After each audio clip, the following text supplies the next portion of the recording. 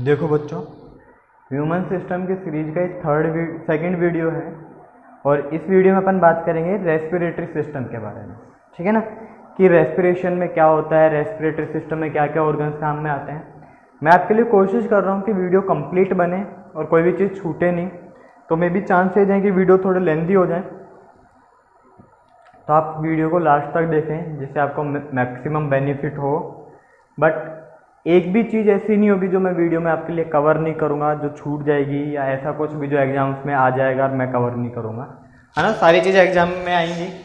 तो सबसे पहले बात करते हैं अपन रेस्पिरेशन की। अब रेस्पिरेशन का मतलब क्या है, बेसिक मैं मीनिंग की बात करूँ तो क्या होता है कि आप इनहेल करते हो और एक्सहेल करते हो। रेस्पिरेशन सिंपल सा क्या है, इनहेलेशन एंड एक्सहेलेशन। इनहेलेशन मतलब आप एयर को इनटेक करते हो, एक्सहेलेशन मतलब आप एयर को रिलीज करते हो। तो इस सब से हो क्या रहा है कि आप ऑक्सीजन अंदर लिए, ठीक है ना, CO2 को रिलीज किया, उससे हुआ क्या कि रेस्पिरेशन में होता है oxidation of food. Oxidation of food मतलब फूड के अंदर ऑक्सीजन ऐड होती है और जिससे जो आपका फूड है वो क्या हो जाता है, ब्रेक हो जाता है। कॉम्प्लेक्स से सिंपल चीज फॉर्म में ब्रेक हो जाता है और उससे मिलती है आपको एनर्जी। और एनर्जी आपकी बॉडी में स्टोर होती है ATP की फॉर्म में, एडिनोसिन ट्राइफॉस्फेट।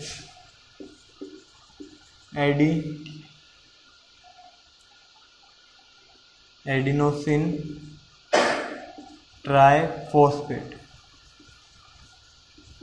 ठीक है। तो रेस्पिरेशन में ये होता है कि आप एनर्जी इनहेल करते हो और आपके जो फूड होता है वो ब्रेक हो जाता है सिंपल फॉर्म में, तो उससे आपको क्या मिलती है, एनर्जी मिलती है ना। तो अगर मैं बात करूं कि जो आपका ग्लूकोज होता है, जो आपका फूड होता है, वो सिंपल मोलिक्यूल्स में ब्रेक होगा और आपको क्या देगा, एनर्जी रिलीज करेगा। एनर्जी मिलेगी तो आपकी बॉडी क्या करेगी, कोई पर्टिकुलर फंक्शन करेगी। अब रेस्पिरेटरी सिस्टम में, ह्यूमन सिस्टम में कौन कौन से ऑर्गन्स आते हैं, क्या क्या प्रोसेस होता है, वो सब के बारे में बात करेंगे अपन। ठीक है, देखो होता क्या है कि जो आपका ग्लूकोज है, मैं बता देता हूं कि जो आपका ग्लूकोज है उसका फॉर्मूला होता है C6H12 एंड O6। ये ब्रेक होता है पायरुवेट में, ठीक है, जो कि सेल्स के अंदर होता है। अब पायरुवेट ब्रेक होता है आपके 3 सिंपल मॉलिक्यूल्स में। या तो जो आपको ऑक्सीजन चाहिए इनहेलेशन के लिए या फूड के ऑक्सीडेशन के लिए, जितनी भी ऑक्सीजन चाहिए सफिशिएंट ऑक्सीजन है, सफिशिएंट ऑक्सीजन है, तो आपको मिलेगा CO2 प्लस H2O और 38 ATP मिलेंगी आपको एनर्जी की। ठीक है, देखो यहाँ पे कार्बन के 6 मॉलिक्यूल्स होते हैं और इसके अंदर 3 मॉलिक्यूल्स होते हैं, 3 कार्बन मॉलिक्यूल होता है पायरुवेट में। सेकेंड, अगर इनसफिशिएंट ऑक्सीजन है, इनसफिशिएंट ऑक्सीजन है, तो आपको मिलेगा लैक्टिक एसिड। और जो पहला वाला प्रोसेस है वो होता है माइटोकॉन्ड्रिया में। सेकेंड वाला प्रोसेस होता है मसल्स में। और इसकी वजह से, लैक्टिक एसिड की वजह से क्रैम्प्स आते हैं, बाइंटे आते हैं। क्या आते हैं आपको, क्रैम्प्स आते हैं, क्रैम्प्स आते हैं। और अगर आपके पास में एब्सेंस ऑफ ऑक्सीजन है, एब्सेंस ऑफ O2 है, ऑक्सीजन है नहीं, तो आपको मिलेगा इथेनॉल, C2H5OH बनता है आपकी बॉडी के अंदर, क्या बन जाएगा, इथेनॉल बन जाएगा। ठीक है, यहाँ तक कोई दिक्कत है? ये मैंने सिर्फ ये बताया कि जो आपका ग्लूकोज होता है उसको एनर्जी कैसे रिलीज कर रहा है या उसका ऑक्सीडेशन कैसे हो रहा है, इसके बारे में बात की मैंने यहाँ पे। ठीक है, अब मैं बात करूँगा रेस्पिरेटरी सिस्टम की। तो सिस्टम में क्या होता है, ऑर्गन्स आते हैं कि कौन कौन से ऑर्गन है, क्या क्या काम कर रहे हैं। अगर रेस्पिरेटरी सिस्टम के बारे में बात करें तो सबसे इंपॉर्टेंट और सबसे फर्स्ट जो ऑर्गन होता है वो होता है आपका नोज।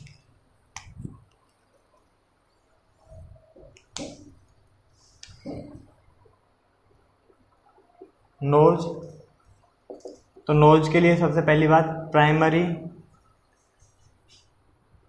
रेस्पिरेटरी ऑर्गन है, ठीक है। नोज क्या आपका प्राइमरी रेस्पिरेटरी ऑर्गन है। इनहेल करने के लिए आपको नोज ही यूज करना चाहिए, आप माउथ से भी इनहेल कर सकते हो। और नोज के अंदर होते हैं सीलिया और एक होता है म्यूकस। सीलिया क्या होते हैं? Small hair like structure,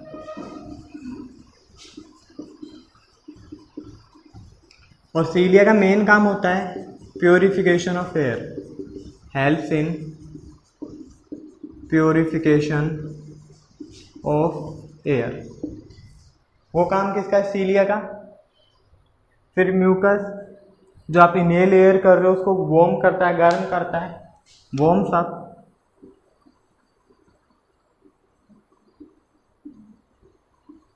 inhaled air, जो आपने एयर इनहेल की है उसको गर्म कर देता है, जिससे जो आपके कोल्ड वगैरह है उससे बचाने का काम है म्यूकस का। अब नोज में क्या होता है? प्राइमरी रेस्पिरेटरी ऑर्गन है और यहाँ पे जो एयर है उसका प्योरिफिकेशन हो रहा है। सेकंड अगर मैं ऑर्गन के बारे में बात करूँ तो वो होता है mouth.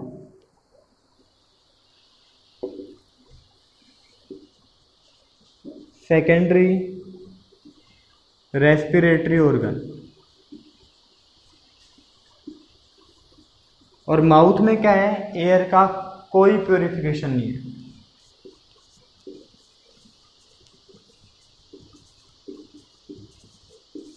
No purification of air. जब आप नोज से एयर इनहेल करते हो, जैसे मान लो ये नोज है, नोज से आपने एयर को इनहेल किया, तो सबसे पहले नोज जाती है नेजोफेरिंग्स पे,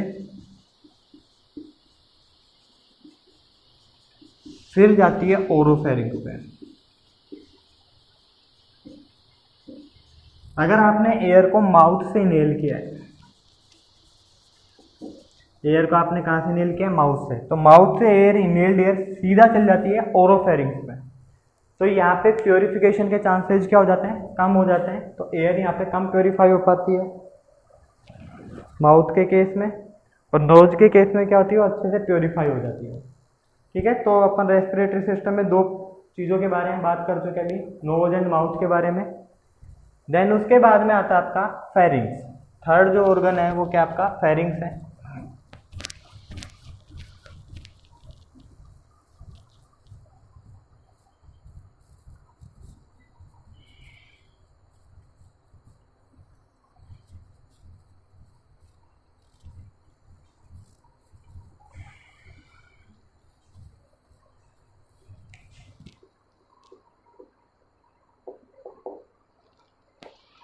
फेरिंग्स पे एक स्ट्रक्चर होता है जिसको बोलते हैं अपन एपिग्लोटिस, और एपिग्लोटिस इंश्योर करता है कि फूड कहाँ जाना चाहिए? आपके फूड पाइप में, और एयर कहाँ जानी चाहिए? आपके विंड पाइप में। डाइजेस्टिव सिस्टम में भी आपने पढ़ा होगा। फेरिंग्स के 3 पार्ट्स होते हैं। सबसे फर्स्ट होता है आपका नेजोफेरिंग्स, सेकंड पार्ट होता है आपका ओरोफेरिंग्स, एंड थर्ड पार्ट होता है आपका हाइपोफेरिंग्स। नेजोफेरिंग्स पार्ट नोज से कनेक्ट होता है, कनेक्टेड विद नोज।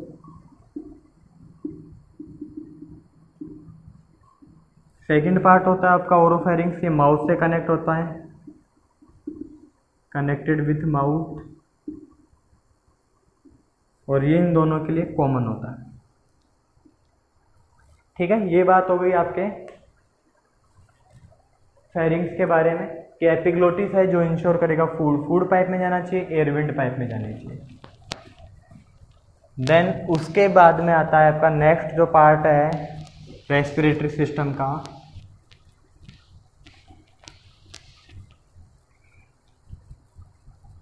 वो है लैरिंग्स।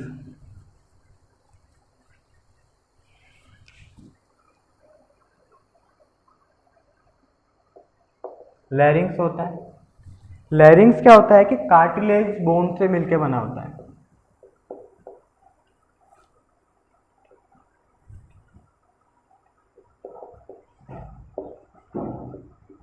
कार्टिलेज बोन्स होती हैं और टोटल 9 कार्टिलेज बोन्स होती हैं लैरिंग्स के अंदर। इसको जनरली बोलते हैं वोकल कॉर्ड, या फिर आप ऐसे मान लो कि जो वोकल कॉर्ड है उसके अंदर 9 कार्टिलेज बोन्स होती हैं और ह्यूमंस के अंदर 2 वोकल कॉर्ड्स होते हैं। कितने वोकल कॉर्ड्स होते हैं ह्यूमंस पे? 2। ठीक है। और वोकल कॉर्ड का मेन काम होता है प्रोडक्शन ऑफ साउंड। इनका मेन काम क्या है? Production of sound. जब आप कुछ बोलते हो तो एयर स्ट्राइक होती है, स्टमक से आती है और कहाँ पे टकराती है स्ट्राइक? कहाँ पे होगी? लैरिंग्स पे, जिसकी वजह से उन बोन्स के अंदर वाइब्रेशन होगा और जहाँ पे भी वाइब्रेशन होता है वहाँ पे क्या प्रोड्यूस होता है? आपका साउंड प्रोड्यूस होता है। और लैरिंग्स का और एक काम क्या है? कनेक्ट फेरिंग्स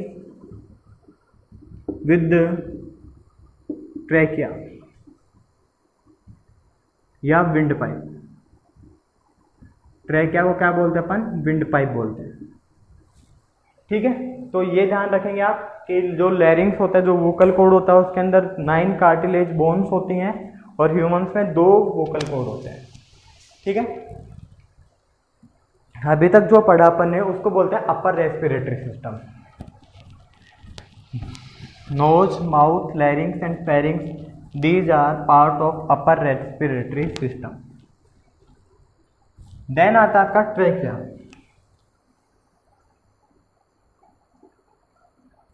फिफ्थ ऑर्गन है। ट्रैकिया को कॉमनली बोलते हैं अपन विंड पाइप। का दूसरा नाम क्या है? विंड पाइप है। 5 सेंटीमीटर के लगभग लॉन्ग होती है ये। अब जो क्वेश्चन बनता है वो क्वेश्चन ये बनता है कि ट्रैकिया के अंदर सी शेप्ड की रिंग्स क्यों मिलती हैं? क्वेश्चन क्या बनता है? Why C shaped rings are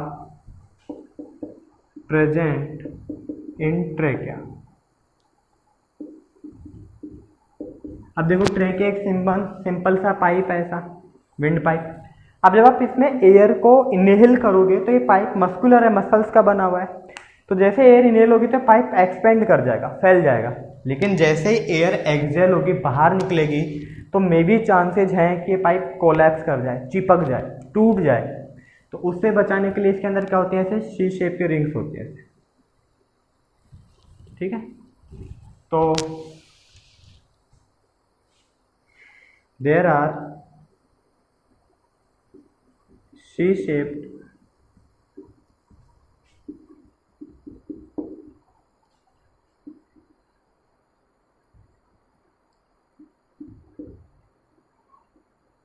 cartilage rings present in trachea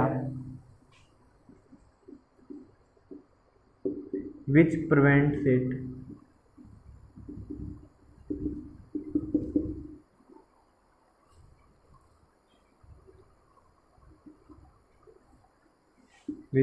it from collapsing। चिपकने से बचाने का काम किसका? आपके सी शेप जो रिंग्स हैं ट्रेकिया के अंदर, विंड पाइप के अंदर जो रिंग्स हैं, उनसे कौन बचाता है आपका? सॉरी, उसको ट्रेकिया को कोलैप्स होने से कौन बचाती हैं? सी शेप जो रिंग्स होती हैं वो ट्रेकिया को कोलैप्स होने से बचाती हैं। ये आपका लोअर रेस्पिरेटरी सिस्टम है। अब जो ट्रेकिया होती है वो डिवाइड हो जाती है ब्रोंकाई में। ठीक है। मैं अभी एक ब्लॉक डायग्राम सा बना दूंगा।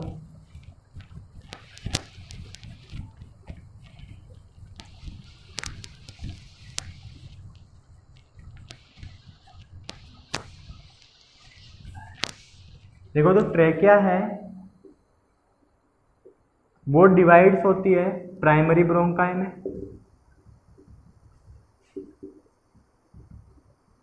फिर प्राइमरी ब्रोंकाई डिवाइड होंगे सेकेंडरी ब्रोंकाई में,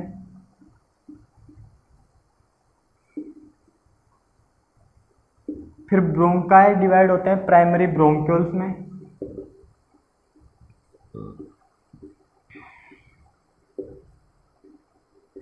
फिर प्राइमरी ब्रोंक्यूल्स डिवाइड होते हैं सेकेंडरी ब्रोंक्यूल्स में,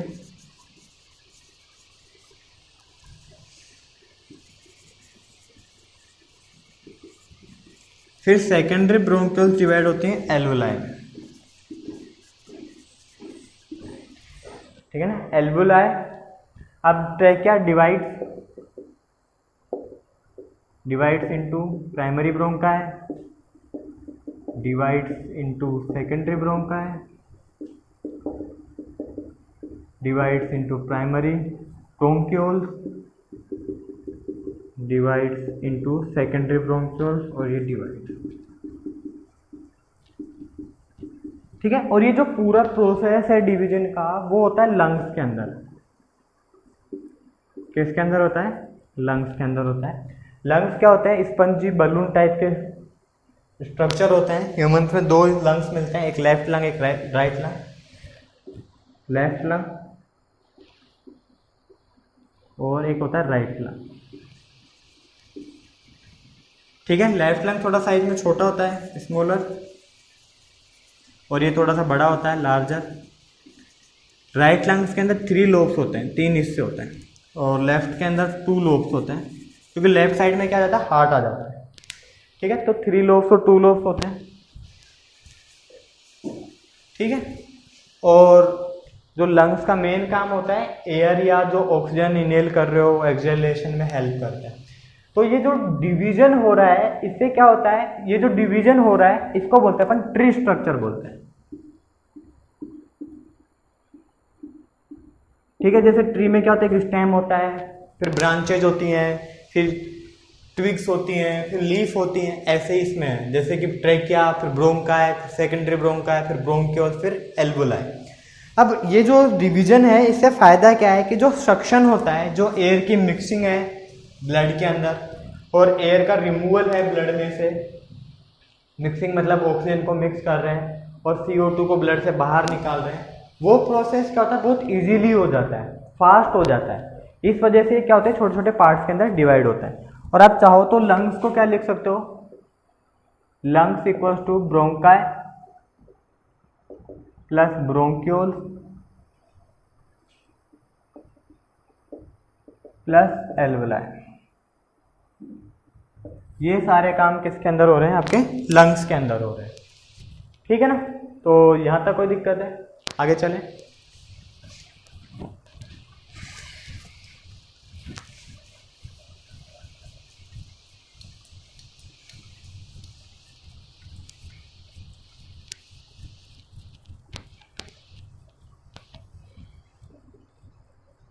अब जो एक चीज है जिसका नाम है रेस्पिरेटरी मसल,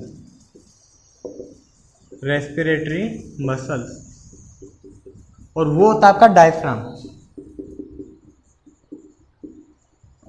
डायफ्राम जो होता है आपकी जो थ्रोइक कैविटी होती है उसके बेस पे होता है, at the base of thoracic cavity. और जो डायफ्राम है वो हेल्प करता है इनहेलेशन एंड एक्सहेलेशन में, helps in inhalation and exhalation. तो मैं थोड़ा सा रफली डिफरेंसेज बता देता हूँ इनहेलेशन एंड एक्सहेलेशन के लिए। इनहेलेशन और इधर है आपके पास में एक्सहेलेशन। इनहेलेशन में जो डायफ्राम है, रेस्पिरेटरी मसल है या थ्रोइक कैविटी है, वो रिलैक्स करती है। डायफ्राम रिलैक्स, और यहाँ पे जो डायफ्राम होगा वो क्या करेगा? कॉन्ट्रैक्ट करेगा।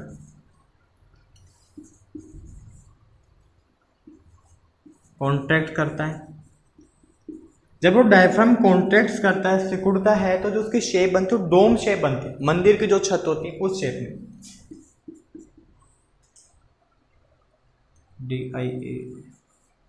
DIAPH diaphragm become dome shaped, और यहां पे डायफ्राम फ्लैट हो जाता है, सीधा हो जाता है। Diaphragm becomes flat. Third point के बारे में बात करें कि जो रिब्स हैं वो लिफ्ट अप करती हैं, रिब्स लिफ्ट्स अप, और यहाँ पे जो रिब्स हैं वो लिफ्ट डाउन करेंगी। Ribs lifts down. और यहाँ पे एयर का वॉल्यूम इंक्रीज करेगा एक्सहेलेशन में, volume of air increases in lungs. और यहाँ पे एक्सहेलेशन है तो डिक्रीज करेगा, इनहेलेशन में इंक्रीज करेगा। Volume of air increases in lungs. ठीक है, ये बात हो गई। अब जो रेस्पिरेशन प्रोसेस है वो होता है नेगेटिव प्रेशर ग्रेडियंट के बेसिस पे।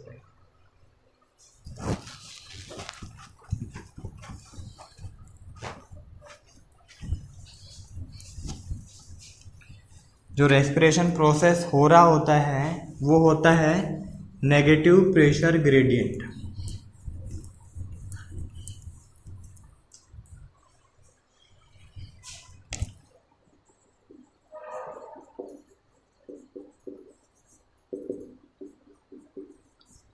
नेगेटिव प्रेशर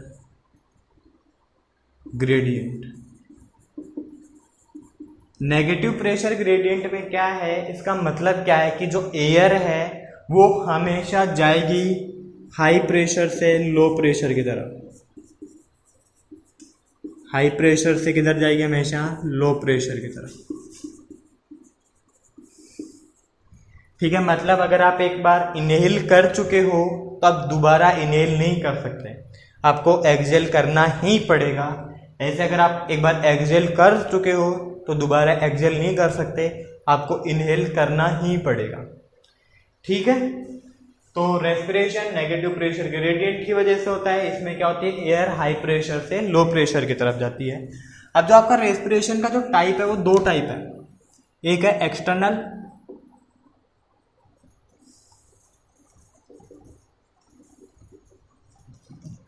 और एक है आपका इंटरनल।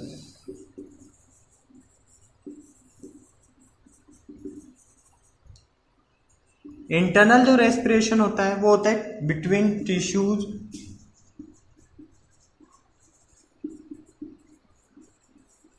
And alveoli. ठीक है, टिश्यूज क्या करते हैं, ऑक्सीजन लेते हैं और एल्वुलाई को CO2 दे देते हैं। और एक्सटर्नल रेस्पिरेशन होता है बिटवीन लंग्स एंड एनवायरनमेंट।